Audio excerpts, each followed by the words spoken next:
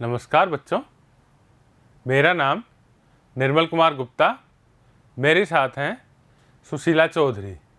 बच्चों, आज हम कक्षा 11 की हिंदी विषय की पाठ्य पुस्तक वितान के अध्याय 3 का भाग 1 पढ़ेंगे। लेखिका है बेबी हालदार। अध्याय का नाम आलो अंधारी अर्थात अंधेरे का उजाला। शुरू करें बच्चों। ये है लेखिका बेबी हालदार। इनका जीवन परिचय। इनका जन्म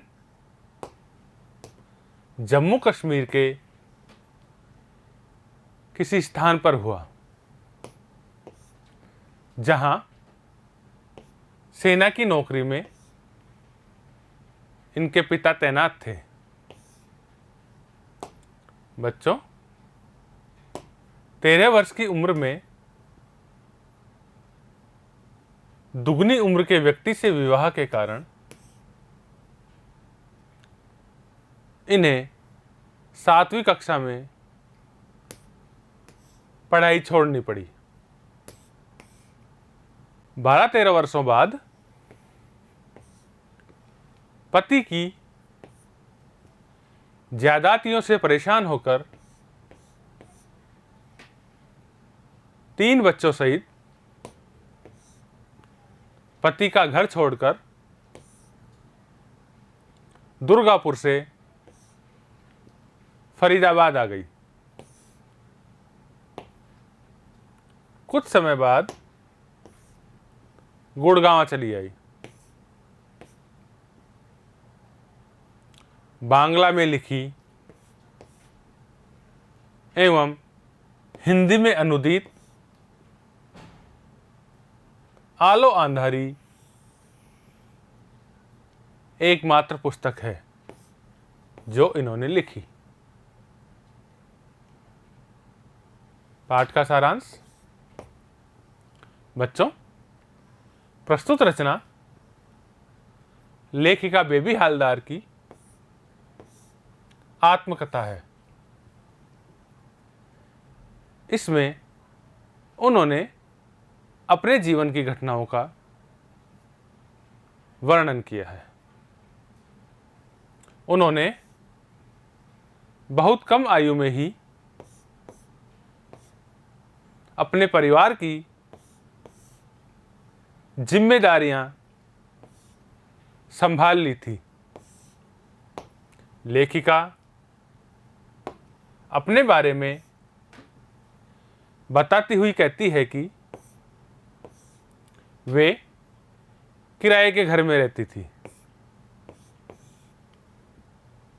उनके पास कोई काम नहीं था। वह काम ढूंढने के लिए एक घर से दूसरे घर जाती और हमेशा चिंता में रहती कि कैसे महीना खत्म होने के बाद घर का किराया देगी, अपने बच्चों का कैसे पालन पोषण करेगी। काफी समय बाद भी उन्हें काम नहीं मिल पा रहा था, क्योंकि लेखिका अपने बच्चों के साथ अकेली रहती थी। इस कारण सभी उनसे उनके पति के बारे में अनेक सवाल किया करते थे, जिस कारण उन्हें लोगों के पास खड़ा होना बिल्कुल पसंद नहीं था। लेखिका ने अपने एक परिचित युवक सुनील से काम ढूंढने के लिए कहा। वह लेखिका को एक साहब के घर ले गया ताकि वो खुद ही उनसे काम की बात कर सके। साहब ने कहा, यहाँ जो काम करती है उसे 800 रुपये महीना मिलता है। तुम्हारे पैसों के बारे में मैं तुम्हारा काम देखकर बताऊंगा। अगले दिन जब लेखिका काम करने साहब के घर पहुंचती है तो साहब लेखिका को देखते ही अंदर जाकर दूसरी औरत को काम से निकाल देते हैं। वह औरत लेखिका को गालियां देती हुई चली जाती है। लेखिका उस औरत से कहती है कि मुझे नहीं पता था कि कोई यहां काम करता है, वरना मैं यहां कभी नहीं आती। साहब उसे सारा काम समझा देते हैं। जब साहब को पता चलता है कि लेखिका अपने बच्चों को पढ़ाना चाहती है पर पढ़ा नहीं पा रही है, तो वह नज़दीक में स्थित स्कूल में उनका नाम लिखवा देते हैं। इस प्रकार लेखिका के बच्चों की पढ़ाई चालू हो जाती है। घर का किराया, बच्चों को पालना इतना आसान नहीं था, इसलिए लेखिका और काम करना चाहती है। लेखिका साहब को अपनी दिनचर्या बताती है कि कैसे वह घर जाकर अपना काम करती है और कितनी व्यस्त रहती है। साहब उसकी परेशानियों को समझते हुए उसकी सहायता करने की इच्छा जाहिर करते हैं और कहते हैं कि तुम मुझे अपना बाप, भाई, माँ, बंधु सब कुछ मान सकती हो। एक रोज साहब लेखिका से उसकी पढ़ाई लिखाई के बारे में पूछते हैं। तब लेखिका उन्हें बताती है कि वह 6ठी 7वीं तक पढ़ी हुई है। साहब उन्हें अपनी पुस्तक पढ़ने को दे देते हैं। धीरे धीरे पुस्तक पढ़ने में लेखिका माहिर हो जाती है। एक रोज साहब लेखिका को एक पेन और एक कॉपी देकर खाली समय में उसके जीवन की पुरानी बातें याद करके लिखने को कहते हैं। धीरे धीरे लेखिका उसमें लिखने लगती है। लेखिका अकेली अपने बच्चों के साथ रहती थी। लोग उसे गंदी नज़रों से देखते और अलग अलग तरह की बातें किया करते थे, पर साहब के घर में इतना प्यार मिलने और व्यस्त रहने के कारण वो सारी परेशानियां भूल जाती है। अचानक एक दिन मकान मालिक ने उसका घर तोड़कर सारा सामान बाहर फेंक दिया। लेखिका परेशान होकर सोचने लगी, अब अचानक से अपने बच्चों को लेकर कहाँ जाऊं? जब लेखिका ने सारी बात साहब को बताई तो उन्होंने उसे तुरंत सारा सामान लेकर घर आने को कहा तथा ऊपर का एक कमरा उसे मिल गया। साहब उसे अपनी बेटी की तरह माना करते थे। कभी वह बीमार पड़ती तो उन्हें बहुत फिक्र हो जाती। वे खुद दवा लाते और उन्हें देते। लेखिका लिखती है कि 2 माह से उनके बड़े बेटे का कोई खबर नहीं मिल पा रही थी। तब साहब ने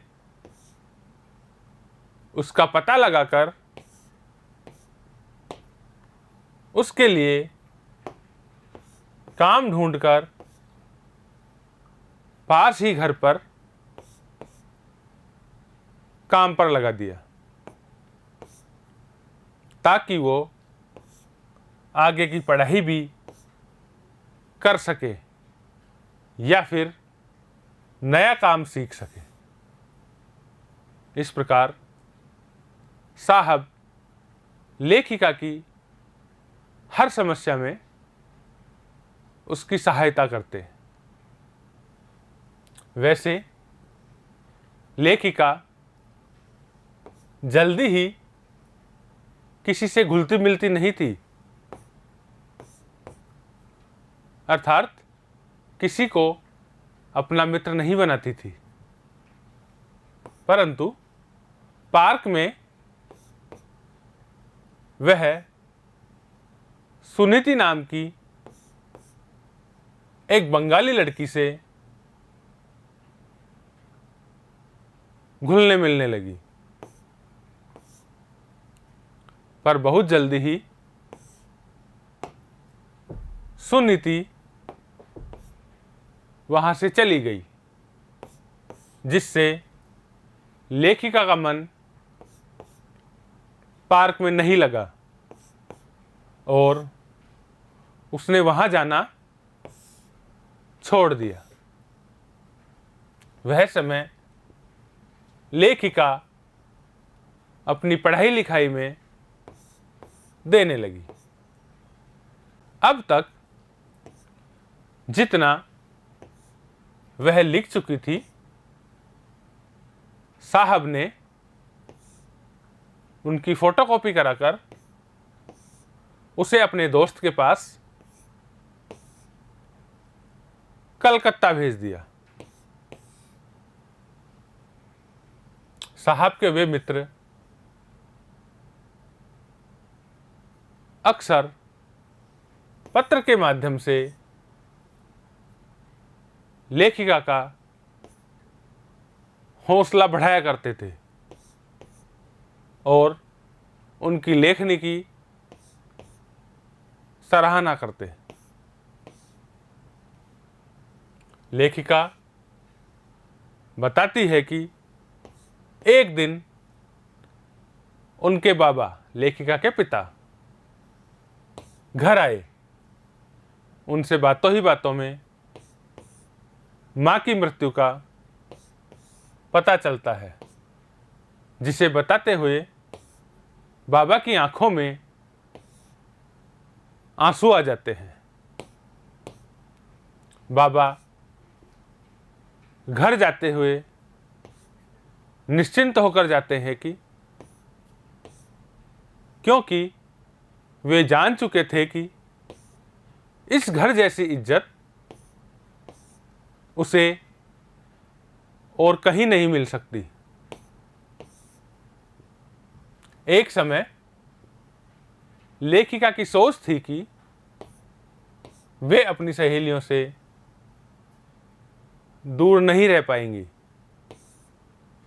पर एक वक्त ऐसा आता है कि वो अपने बच्चों की पढ़ाई लिखाई तथा काम में इतना मग्न हो जाती है कि उन्हें आभास होता है कि वे कितनी गलत थी। अर्थात सहेलियों से दूर रहना कठिन कार्य नहीं था। लेखिका अपनी सहेलियों से बिछुड़ने का दुख भूल चुकी थी। लेखिका को लोगों को खाना बनाकर खिलाना जितना पसंद था, उतना ही उपन्यास, कहानी, कविता, अखबार पढ़ना भी पसंद था। एक दिन पड़ोस का एक लड़का